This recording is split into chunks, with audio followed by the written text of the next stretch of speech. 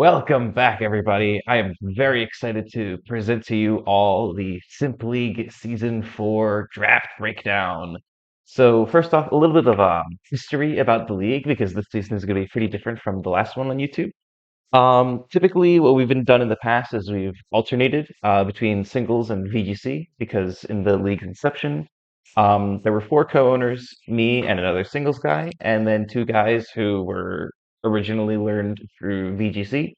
And our first season that we did was a single season because that's what most of us were familiar with.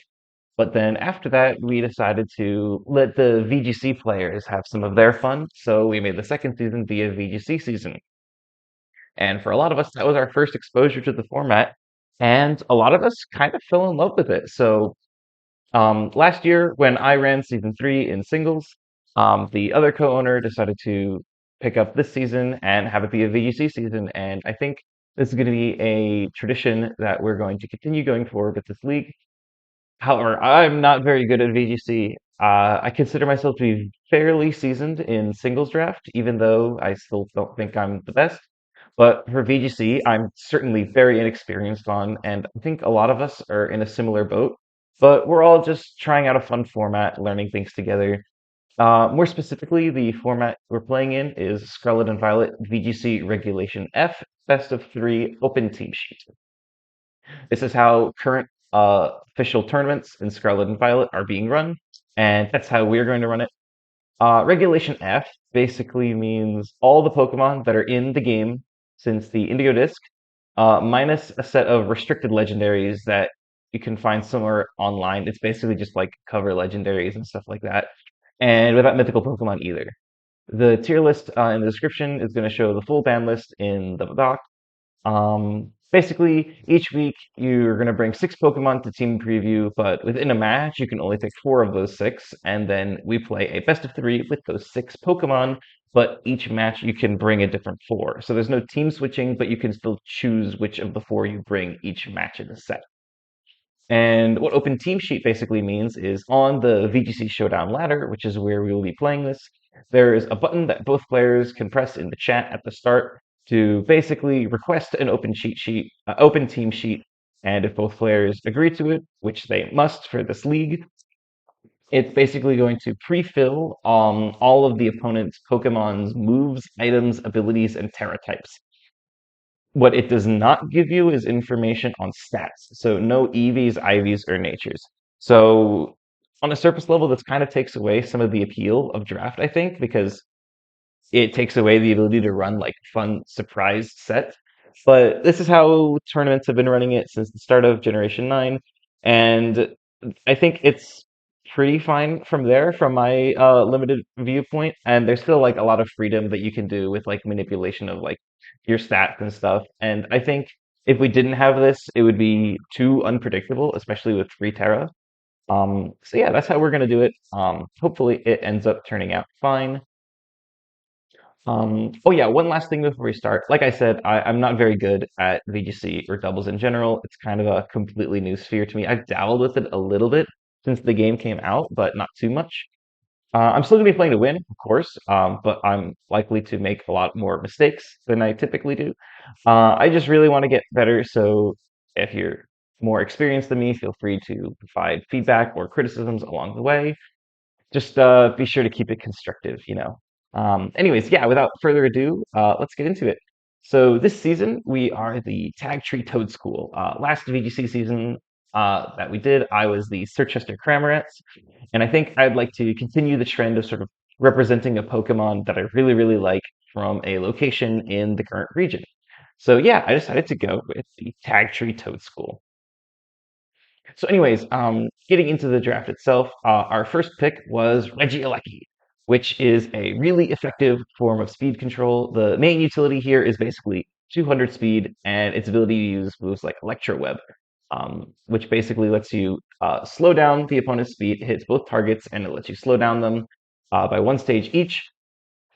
This really allows you to sort of um, slowing down Pokemon allows your allies to sort of be able to do more in battle. Um, so it's really effective in that area. Um, So typically in singles, you don't really need to run that much speed investment on your Regieleki because it's so much faster than everything, and it gives you a lot of room to invest in bulk, which is really nice. However, I predict the prevalence of tailwind and certain booster energy users will probably mean that in general I have to run lots of speed investment. Well, maybe if none of their tailwind setters have Prankster, there's an argument, but I'll be essentially taking it on a case by case basis. The thing with Regieleki though is that Iron Bundle is also there, and it's the same price, which maybe you could agree or disagree with. It's up to you, but essentially, Iron Bundles fills a similar role as Regieleki by being really, really fast with booster energy, faster than Regieleki even, and being able to fire off Icy Wind to provide speed control for the team. The thing with Iron Bundle is while it's faster than Regieleki with booster energy, and it's a lot stronger with perfect stab coverage and the ability to run moves like Taunt, Encore, speed control doesn't have any immunities because it's not an electric type move. Main offensive presence, however, comes from Hydro Pump, which, and everybody say it with me, it can make Iron Bundle a very inconsistent Pokemon. So, at least for now, I'm going to start out with Regieleki, and if I decide that I want more muscle in this role, I might switch over, but we'll see. Anywho, Regieleki can do a lot more than just click Electro Web. It also sports a decent offensive presence with its base 100 offenses and its Transistor ability. So even though I did just say it's weaker offensively than Iron Bundle, it can still fire off strong Thunderbolts or even Electro Balls. I just learned though that it doesn't have Discharge, which is a little unfortunate. But I don't really have anything that I would put next to it to spam Discharge with. I don't have any like ground types or anything. I also noticed it gets Supercell Slam, which I'd be a lot more enthusiastic about if that move wasn't complete dog water, in my opinion. Especially in an open team sheet format where they know you have it, it just seems way too risky.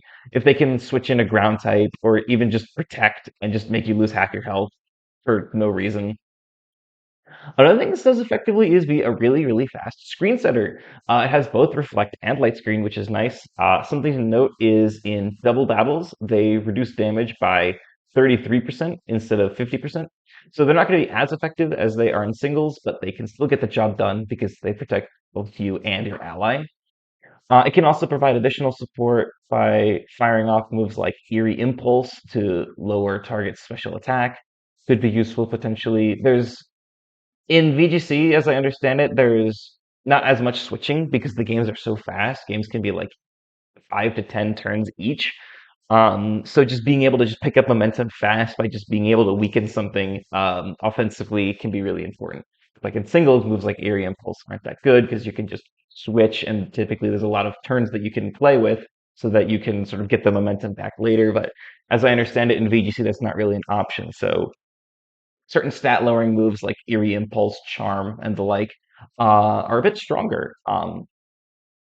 Another option I can run if I'm feeling a little frisky is, if you notice, this thing can learn extreme speed, so I can run Terra Normal extreme speed set if I'm feeling really frisky.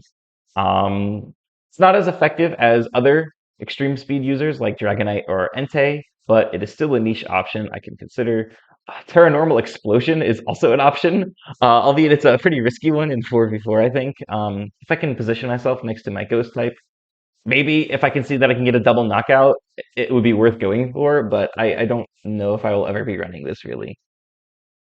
So, anyways, next off we have um, our Hisuian Arcanine. So, as far as I'm aware, this is the best offensive Intimidate Pokemon in the entire game. I specify offensive because Incineroar, I see, is the best support Intimidate Pokemon. Fire Rock is pretty strong offensive type, hitting pretty much almost every single Pokemon for neutral or better. Stab Rock Slide off of base 115 attack sounds pretty good. My understanding is Rock Slide is generally a really good move to just spam a lot because it's decent chip to both targets, and also it comes with a 30% flinch chance to both targets. So it seems like a move that is, if you can afford to use it, you should be using it. We can also run a more strictly offensive set with Rock Head as an ability if we really want to, and Head Smash and Flare Blitz. Though we don't have any other Intimidators drafted, so most of the time we bring this, we're probably just going to bring Intimidate instead, just because Intimidate is such a strong ability. Being able to immediately check both offensive threats on switch in. very powerful in this format. It also gets some cool coverage moves like Crunch, Close Combat. I think it gets Iron Head, Psychic Fangs, Wild Charge. Even gets Outrage if I'm really crazy. It also has some decent support options. I think it gets like Bulldoze. It can Helping Hand, Will-O-Wisp, Howl or Snarl. This thing also gets Extreme Speed. I think, yeah, right here. It's more effective of a Terra Normal Extreme Speed Pokemon than Regieleki, just because it has higher attack stat, and it's probably not going to be relying on Focus Sash every week I bring it. Morning Sun also seems to be decent for reliable recovery, but like I said, due to the fast-paced nature of VGC, I'm not really sure if that'll come into play that much. 90 speed is a little unfortunate, but it does have decent bulk with 95 base HP. However, the defensive typing isn't really that great, but it does come with like a solid amount of resistances. Oh, yeah, and most importantly, Hisuian Arcanine is very, very cute, and it is a good boy. But yeah, overall, pretty great Pokemon, I think, and I'm really looking forward to using it. So next up, we have Mousehold. This includes the family of 3 form and the family of 4 form, because the only competitive difference between them, I'm pretty sure, is just the weight. The family of 4 form weighs 2.8 kilograms, while the family of 3 form weighs 2.3 kilograms. This should not matter at all because it doesn't really affect moves like low kick or grass knot, which is why we decided to pair them together. Technically, the family of 4 form is like objectively better because it is the heavier one, while low kick is still the same base power between them. So like maybe against like a really weak or a really light heavy slam user for some reason, technically this one is slightly better. It really shouldn't matter. But I will probably be bringing the family of 4 form every week because that has a better cry. At first glance, this Pokemon doesn't really seem too great, just from its stats. 111 speed is pretty nice, but you might have noticed its ability is Friend Guard, which is pretty good in doubles. It allows it to become a reliable support Pokemon by reducing the damage its allies take. This is the reason why Clefairy is typically way, way better than Clefable, because Clefairy has Friend Guard and Clefable does not. It also gets Follow Me, which is really great because redirection is very important in VGC. Being able to sort of protect your ally while they are allowed to do something and pick up momentum is really important, even if it's just for one turn. So it might sound like it's not that great for on such a frail Pokemon as Mousehold, but sometimes that one turn is all you need in a lightning flash format like this. Every turn counts. So it could still be really effective in that regard. It also boasts a surprising offensive presence as well. Its signature move, Population Bomb, can be devastatingly strong if you let it. With a wide lens, it has a 90% chance of hitting all 10 times, which is effectively a 200 base power move, which is really strong even with 75 attack. If I decide to bring Technician over Friend Guard one week, it effectively reaches 300 base power before stab. Obviously, this comes with risks like enemy Rocky Helmet, other potential adverse contact effects, and also a reliance on wide lens, which without it, it only has a 35% chance of getting all 10 hits, and it's way more volatile because of that. But if I want to run any other item, pretty much, I still do have a decent offensive presence with Super Fang, just to be able to just get consistent damage on things. Other useful moves this thing gets like Taunt, Encore, Switcheroo, Helping Hand, Charm, or even Baby Doll Eyes, Fake Tears, Thunder Wave, After You, which can be really cool with 111 speed. Basically, after you, just you use it on your ally and then they move right after you. So if it's next to a really slow Pokemon, you can use After You to just make it go faster than it normally would. Even Faint is a cool move. You can also learn Beat Up, which doesn't really go too well into anything on my team for now, but there's nothing that really wants to like get hit a lot of times to sort of beef up its stats. But yeah, lots of potential here with Mousehold. I'm a little concerned that we're relying on it a bit too much since it does have a lot of utility. But yeah, overall, I'm really excited to use it and to see where it goes. Next up is Hydreigon. Hydreigon is pretty cool. I used it briefly when I was like trying out Regulation A on cartridge. It was a pretty effective breaker that can also be really threatening under Tailwind because it has 98 speed, which is good, but not a lot when there's so much speed control everywhere. But at the time, Sylveon was basically the only real fairy, so it was able to do a lot. But now there's a lot more viable fairy types out there, so maybe it is going to struggle this season, but I still see the vision with it.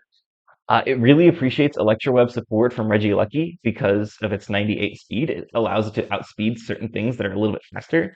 It's kind of like giving it a choice scarf in a way. But yeah, it can fire off really strong Arc Pulses, Draco Meteors, Dragon Pulses. Fortunately, I don't have any other Dragon Cheer Pokemon to boost my critical hit rate with. Because that would be really cool if I could like Dragon Cheer this with like a Scope Lens and Draco Meteor, so that I could just continuously fire off Draco Meteors without having to worry about the special attack drops at all. Um, I mean, this thing does learn Focus Energy, but I think being able to have an ally set up for you with Dragon Cheer is a lot more effective than having to waste a turn setting up Focus Energy before attacking. It also has really good special coverage in Earth Power, Fire Blast, or Flamethrower. You can get Flash Cannon, Focus Blast. You get Hydro Pump too, yeah. We can fire off Heat Waves to hit both opponents. We can Snarl or Breaking Swipe for offensive support. This thing even has Belch if we want to run Belch. I don't think that's ever going to happen. Maybe a set with Belch and a Roselli Berry would be really cool to surprise knock out a fairy, but I think this is going to be really hard to run in an open team sheet format. And this Pokemon can be good under Tailwind, but it can also be a decent Tailwind setter. Base 98 speed though isn't like the best, but it can be useful mid or late game. It can also nasty plot or taunt if it really has to. And with base 105 attack, it can honestly also run physical moves if it needs to. It gets Crunch, Throat Chop, Dragon Rush, Earthquake, or Stomping Tantrum. It gets the Elemental Fangs, Rock Slider, Stone Edge, Dual Wing Beat. Maybe along these moves, I could theoretically run a full physical or a mixed set with Dragon Dance. It'll be hard to justify, but it's still like an option that I can have in the back burner on some weeks. But yeah, Hydreigon, really cool Pokemon. Really excited to use it again. Next up is Uxie. This is a Pokemon that I'm really excited to use. So one thing that I wanted to accomplish with my team is the ability to have it function both in and out of Trick Room. The thing that I favor typically the most in draft is just the ability to have options. So I wanted to make sure that I could bring Trick Room on certain weeks where I noticed that it's more favorable, and Uxie seemed like really good value in that aspect. For some reason, the entire Lake Trio were all put in the same tier, which personally I'm not really too sure if I agree with. In my opinion, Yuxi is clearly the best one, but I can see the argument for Azelf being in the same tier as well. I think Mesprit is just not very good at all, to be honest, in this format at least. I know it's pretty solid in singles draft, but I'm not really seeing the vision for it in a VGC draft. The thing that sets Yuxi apart from the other two, though, is its focus on its defensive stats. Azelf has basically the same stats as this, except you just swap its offenses and its defenses, and then you just take 5 from each of these 4 stats and put them in speed to make it a little bit faster. Personally, I prefer using defensive Pokemon to set up Trick Room. But if I decide that I am lacking in offense, I might consider switching to Azelf. I don't have any other real redirection besides Mousehold, so I don't have many other ways to ensure Trick Room. So I think a defensive Trick Room setter fits a lot better into my draft. Notably, Yuxi can also learn Yawn and Memento, whereas Azelf can learn moves like Detect and Explosion. Detect is good because if somebody tries to imprison, typically it means you can't really use Protect. So the Pokemon that can learn Detect typically prefer to run that so it doesn't get imprisoned. And it's usually worth it even though it has fewer PP. And Mesprit comes with Charm and Healing Wish. Personally, I think Uxi's notable moves are a bit better for what I want than the others are. Something else that's really useful in a defensive support Pokemon like Uxie is can learn Ally Switch. This move was pretty ubiquitous in Sword and Shield because it was a TR, but now it's a bit more of a commodity, and I like it here just to create mind games. Even the threat of having it as an option in open team sheet seems valuable. If they just see that you have ally switch, now they're going to question who they're going to target every single turn because I always have the threat of using ally switch to try to mess them up. It can also learn Imprison to stop opposing Trick Room. So if I don't actually want Trick Room set up, I can use Imprison to sort of prevent it from happening. Encore, Pain Split, Trick, Thunderwave, Helping Hand, also decent options that it can run. It can set up Reflect and Light Screen. Foul Play is also great just to give us an offensive presence, even though we only have 75 base attack. Dazzling Gleam, um, while not too strong, it hits both opponents, which like maybe it can be useful. Knockoff can potentially be valuable to remove items. Psychic Noise is an interesting new move that was added in the Indigo Disc. I'm not really sure how good it is in this format. I believe it causes HP draining moves like Drain Punch to completely fail. Potentially that could be useful. Stopping any kind of recovery seems like it could be situational but still valuable. Also, Psych Up is a kind of a funny move. I'm not really sure how useful that'll be. But yeah, it's another support Pokemon, but it has the potential to do a lot of things, and I think it will fit in just fine on this team. Next up is Wo-Chien. This Pokemon, I am convinced is undervalued. I know it's terrible in singles and it has a whole slew of weaknesses, especially for a defensive Pokemon, but I think it can still do a lot, to be honest. First off, Tablets of Ruin ability, already immediate support for a Pokemon with low defense. Even for bulky Pokemon, like reasonably slightly bulky Pokemon, every hit point counts. So this ability, I think it can go a long way. I just have to try to avoid putting it next to physical attackers, which maybe that'll be hard to manage in practice. Its main goal is basically just to sit there and annoy the opponent and just be on the field for a really long time. There's lots of spammable moves like Ruination, Snarl, Foul Play, Body Press, Knock Off, Pollen Puff, Leech Seed even. It can paralyze things with Stun Spore. It can taunt. I can even see it using niche moves like Spite, Tickle, if I'm being honest. Yeah, the typing is pretty bad, but I feel like this Pokemon can be really difficult to take down if I terrestrialize it effectively. Maybe I'm delusional. Maybe this thing is trash, but it has a lot of really cool moves, and I think it can do stuff. And I see the potential with it, and I want to see how far I can take it. So next up is Gengar. I've never actually used Gengar in draft before, but it looks really interesting. It's decently fast, 110 speed, I think. Yeah, but unfortunately, it is kind of pretty frail, which is not that great in this format, I think. But fully with support from things like Mouse Hold, we can let it do some work. Ghost and Poison is a great offensive type, and with it, it offers a wide variety of coverage moves. It gets Focus Blast, it gets Thunderbolt. It also has Dazzling Gleam, which is good. It has a variety of just really annoying moves, like, to your typical ghost type moves, things like Disable, Taunt, Encore, Haze, Will-O-Wisp, Trick, Thunderwave. It also, I believe, it has Imprison and Trick Room too. So, um, if it needs to be just a fast Trick Room Imprisoner, I could potentially do that.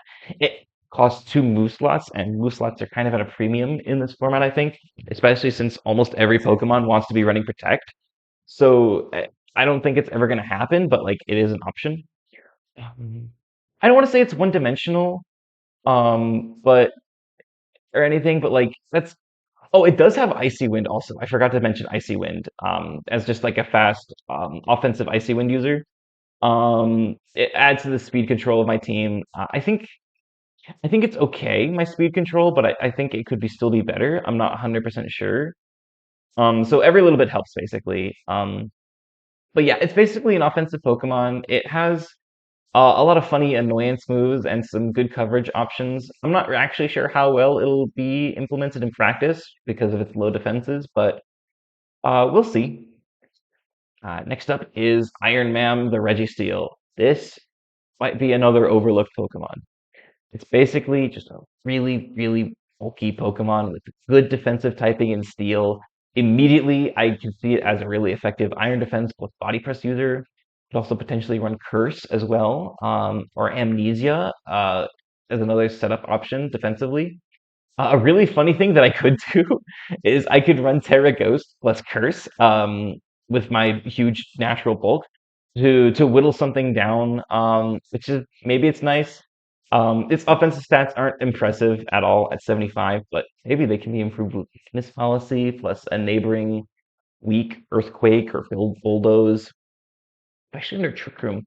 I do have Slowking, which can learn Trick Room as well as Earthquake or even Bulldoze, depending. So that's an option.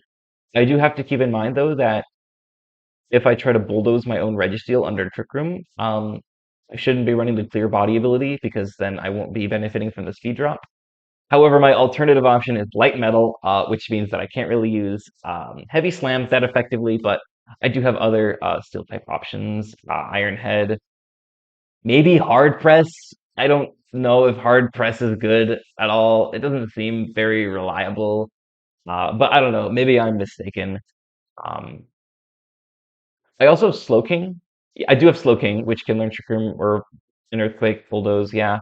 If I do run it offensively, it does have some decent coverage options like Earthquake or Stomping Tantrum. It can learn Ice Spinner, it can learn Rock Slide. Explosion could be really, really funny, but I don't think can ever see that happening. Um, a +2 max attack Registeel should have more attack than defense. So instead of body press, I can run moves like Superpower, Brick Break, or even Hammer Arm.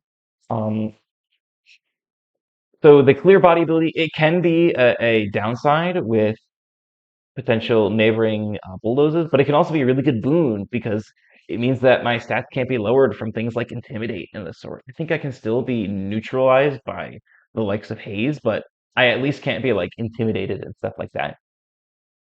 Outside of Trick Room, I can also see it as just a general annoyance with moves like Rock Tomb, Gravity if I find it favorable, Thunder Wave to slow things down, potentially Metal Sound to soften things up for an ally.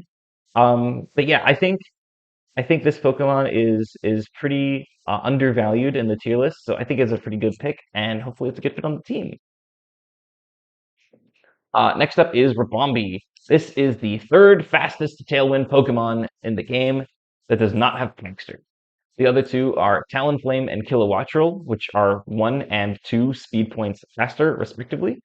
124 speed is pretty good.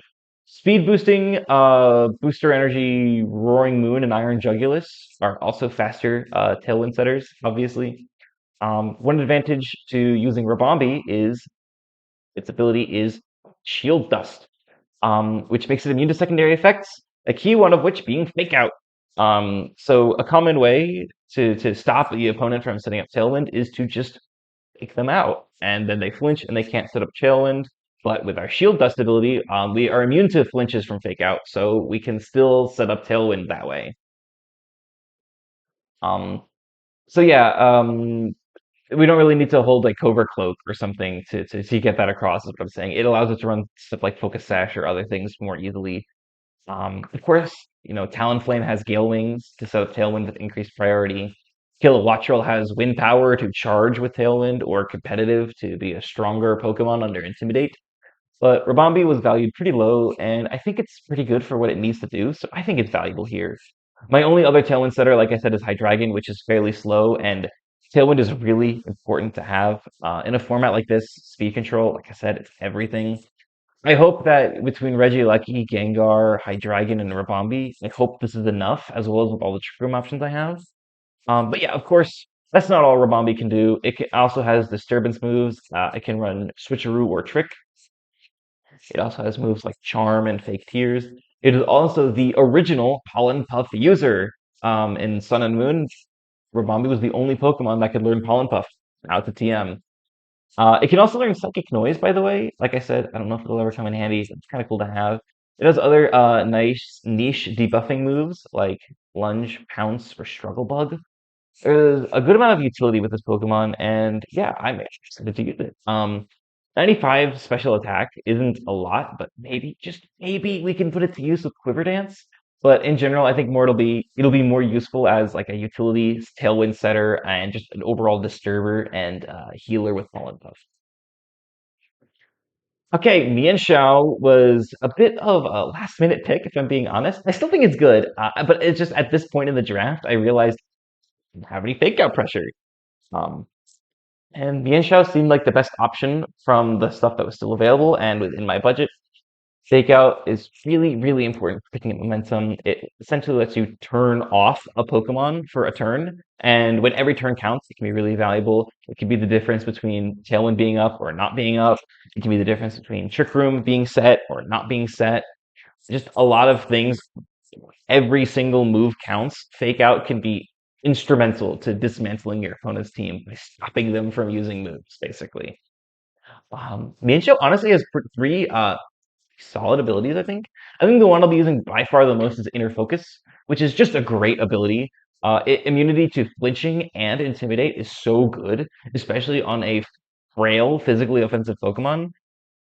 Um, does not want to be intimidated, so Inner Focus is really good there. Um, not being able to flinch is also really good. Regenerator is nice if we ever decide to like switch out. We get a small amount of health back, but there's like a lot better abusers of this ability, like Amoonguss, and I think overall it's just not as strong in VGC either way. But if we ever decide to run like a U-turn on this thing for some type matchup reason, it can potentially come in handy. Reckless is kind of neat too because it boosts the power of high jump kick, but I'm never gonna run high jump kick out of fear of hitting a ghost type or protect. Same problem as Supercell Slam on Regieleki. But yeah, 125 attack is pretty nice. Stab close combat, it's nice and strong. It has good coverage options. Ice Spinner or Triple Axle. It's Stone Edge, good Poison Jab. It has good support moves like Coaching, Knock Off, Taunt, Wide Guard, Feint, Quick Guard even. I think Wide Guard is also pretty important to have, and this is my only Wide Guard user. Um, basically if your opponent goes for a spread move, like Slide, which is really common, things like Heat Wave, Dazzling Gleams, earthquakes, stuff like that. You can use wide guard to just completely stop the move from doing anything really. Um, and it's you kind of have to call it out, but it can be really effective if you can call it out. So yeah, next up is Slowking. This is a good alternative Trick Room setter. Maybe it's a bit redundant with Yuxi, maybe it's not. I'm not really sure. I do believe that this offers its own niche with a stronger offensive presence to have 100 special attack and its ability to pivot out and set up snow with chilly reception to help out my final draft pick, which you can see. And of course, you guys know how much I love Slow King and Slow Bro. It would be remiss of me not to draft one. I also discovered that this Pokemon has more abilities than just Regenerator. So in singles, part of the skill of using Slowbro is remembering to switch your ability to Regenerator after you build it. However, that skill has been replaced because Oblivious honestly seems like the better ability in this format. I feel like Regenerator just isn't that great. It's good, but it's not like as necessary as it is in singles. Games are just too short to capitalize off of the regeneration. The utility of Oblivious, though, is that it can't be taunted, um, which is something that Slowking really doesn't want to be taunted. It wants to be able to set up Trick Room to help out its teammates and itself, to be honest. So coming built in with a way of like immunity to taunt, now you don't have to run Mental Herb on this. So that's pretty good. Um, yeah, it like I said, it does seem pretty potent under Trick Room. It has a good offensive coverage. It has moves like Flamethrower, Fast Knot, Ice Beam, can run Muddy Water, Power Gem, Shadow Ball. There's also some cool support options like Heal Pulse and Helping Hand right here. It can set up if it wants to with Nasty Plotter Calm Mind. And don't tell anyone I told you this. Don't tell anyone else in the league, but it does have Lead Drum and a really fun set of physical moves if I want to be spicy. Past two leagues I've been in, I've drafted Mega Slowbro and Galarian Slowking, respectively. Always been looking for that opportunity to squeeze in Belly Drum. Haven't been able to find one yet, but I'm really hoping that one comes eventually. Um, yeah, that's it for Slowking. And last but not least is the Titan. Gonna be honest with you, this is originally supposed to be Glastrier, but it got sniped literally just before my turn. But yeah, I wanted a strong Trick Room Abuser with like immediate power. Being an Ice type makes it hard to use though because it has so many weaknesses. But I think paired with Slowking it should be able to accomplish things. It also has a Slash Rush ability as an option right here. So if it wants to function in a fast mode, with snow support from Slowking or maybe something else, it can. 73 speed on this Pokemon, which is honestly pretty malleable, I think. You can make it work in both Trick Room and Snow, I think. We have to pick one of them, I think, but like you have both options in the builder, is what I'm saying. And the Snow also gives me a nice defense boost, which is nice, coupled with the gargantuan 170 HP. With Snow up, I can see this Pokemon being kind of difficult to take down physically, even with its terrible defensive typing. Thick Fat is also a solid ability if we need to alleviate a fire weakness potentially, and then Sheer Force, um, which is also pretty potent under Trick Room, I think. But yeah, outside of Snow though, I don't know if this is bulky or not. Like 170 HP is like incredibly massive, right? But with 65 and 55, I think it's just going to be like solid-ish defensively, but then the type might end up making it just be bad again because ice is such a terrible defensive typing. 113 attack is also pretty solid. It can make use of strong ice stabs like Ice Spinner or Icicle Crash. Potential options: loaded dice set with Icicle Spear seems to be pretty valuable. Effectively, it's 100 plus power. It also has good coverage in Liquidation, Play Rough, High Horsepower, Superpower. It also has Stomping Tantrum, but I think High Horsepower is like almost always better. It also gets Hard Press, like Registeel, but like I said, I have no clue how good it is. Um, this thing can also learn knockoff, which is decent utility, and of course, the ultimate trick room setup move, belly drum. And this is honestly my only real like dedicated sort of setup sweeper in that regard. I have other Pokemon that have setup options, but the Titan is sort of like the most potent setup sweeper that I have, which that's one thing I am kind of hoping to change. I don't know. Entrainment is also kind of a funny move. Maybe the ability to give something sheer force sounds really funny. But of course it's pretty niche. But yeah, that's the draft overview. That's all my Pokemon. Overall, I'm pretty like decently happy with this team. I think it could definitely be better. I'm just having a difficult time sort of pinpointing how exactly I can make it better. I sort of want to just play a week or two just to get a feel for it and then see what I like about it, what I don't like about it, sort of get familiar with my play style and what I want in a draft and what I don't want in a draft. And try to make transactions to accommodate that. In the draft post draft power rankings, this draft was given a 7.5. It seems like people think it's a really good team, but maybe it's a little harder to pilot than other things, which I can totally see that. But I still feel like maybe it's missing something. I don't know. I just have to play with it and see how I like it. But yeah, really excited to get into to draft again. VGC seasons have always been a highlight for me, I think. It's a great learning experience, and I'm so excited to go through another season. So yeah, that's about it. See you guys next week.